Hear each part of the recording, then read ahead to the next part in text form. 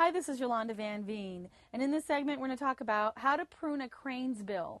Now, cranesbill is just a hardy geranium, and it can go down to zone 4. So even if you live in a colder climate, it's a wonderful choice because you can either leave it in a container, but you want to make sure that container stays on the dry side in the wintertime because they can still rot out. Or you can put them right into the ground. As long as there's good drainage, they're going to come back for years to come.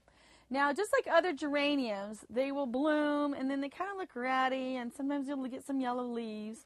So it's really easy to prune them. So when you're pruning a cranesbill or any kind of geranium, you want to, but my rule of thumb is trim it back 1/3 at a time.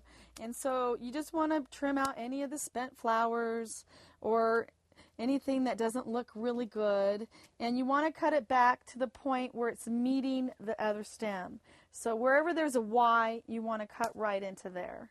Now, periodically too, if it's dried out a little bit, you might get some yellow foliage, and even if it looks really ratty all the way through, you've left town and not watered it for 3 weeks, trim it all the way back down. Try not to the bottom, but as long as you leave some leaves or some type of growth where it can grow where the V's are, or the Y's, it'll grow new growth. So just keep trimming it back whenever you want, and you can do it any time of the year.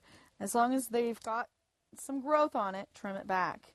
And even in the fall too, if you just trim out all the dead flowers and all the dead leaves, it'll just encourage growth for the next year. So cranesbill is a great addition to your garden. And as I'm trimming, I just put the stems back into the soil in the same area, and they'll start new plants that easy. You can put it right into a little cup of water, it'll grow roots. You can give them to your friends, and you can enjoy them in your garden for many years.